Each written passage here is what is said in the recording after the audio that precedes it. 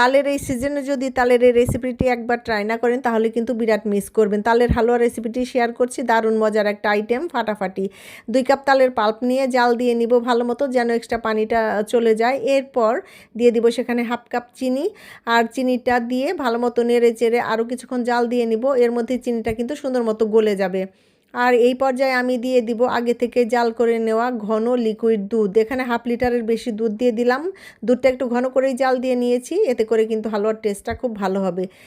তালের সঙ্গে দুধ ভালো মতো নেড়ে চেড়ে মিশিয়ে নিব। আর এখন আমি 2.5 টেবিল চামচ সুজি নিব, সেখানে একটু পানি দিয়ে সুন্দর মতো সুজিটাকে গুলিয়ে নিব। সুন্দর মতো গুলিয়ে নিতে হবে, যেন কোনো দলা না থাকে সেদিকে খেয়াল রাখতে হবে। দলা থাকলে কিন্তু হালুয়ার মধ্যে দলাগুলো দেখা যাবে, খেতে ভালো লাগবে না। এরপর দুধ আর তালের মিশ্রণের মধ্যে সেই সুজিটাকে সুন্দর মতো নেড়ে চেড়ে দিয়ে দিব। আর এরপর শুধু ভালো মতো নাড়াচাড়া করতে হবে, যেন নিচে লেগে না যায় বা দলা বেঁধে না যায়, এই দিকে খেয়াল রাখতে হবে। কন্টিনিউয়াসলি নাড়তে হবে সুন্দর মতো। এই পর্যায়ে আমি আরেকটু চিনি দিয়ে দিব, মিষ্টিটা একটু কম হয়েছিল। মিষ্টিটা যার যার পছন্দ মতো দিবেন। আর এই তো দেখেন এর মধ্যে কত সুন্দর ঘনত্ব হয়ে এসেছে হালুয়াটা। অতিরিক্ত ঘন করে ফেলা যাবে না, তাহলে কিন্তু যখন ঠান্ডা হবে তখন কিন্তু একদম শক্ত হয়ে যাবে। একটু নরম নরম থাকতেই সুন্দর নামিয়ে নেবেন। আর এই হালুয়াতে কিন্তু কোনো এলাচি, দারচিনি, গরম মশলা কিছু দেওয়া যাবে না, ঘি দেওয়া যাবে না। এটা শুধু তালেরই হালুয়া, আর তালের ফ্লেভারটাই এখানে প্রধান থাকবে। এই তো তৈরি হয়ে গেল আমার তালের হালুয়া, এত মজার আর এত সুন্দর দেখতে যে এটা থেকে চোখ ফেরানো দায়। আর এটা খেলে তো মন একদম ভরে যাবে। তালের সিজনে এভাবে তালের হালুয়া বানিয়ে খাবেন, আশা করি ভালো লাগবে। আর এটা কিন্তু সকালের নাস্তায় রুটি বা পরোটার সঙ্গে খেতে দারুণ লাগে।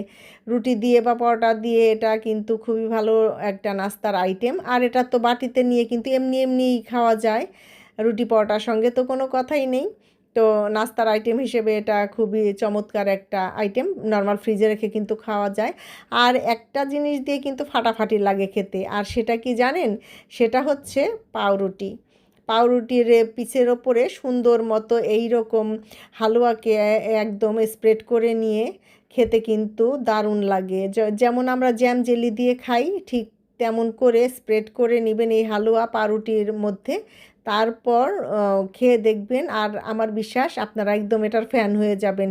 এই তালের সিজন থাকতে থাকতে একবার হলেও এই হালুয়াটা বানিয়ে খাবেন, আর আমাকে কমেন্ট করে জানাবেন কেমন লাগলো। আশা করি আমার রেসিপিটি আজকে আপনাদের ভালো লাগলো। ভালো লাগলে লাইক, কমেন্ট, শেয়ার করবেন, আর আমার চ্যানেলটি সাবস্ক্রাইব করে আমার পাশেই থাকবেন।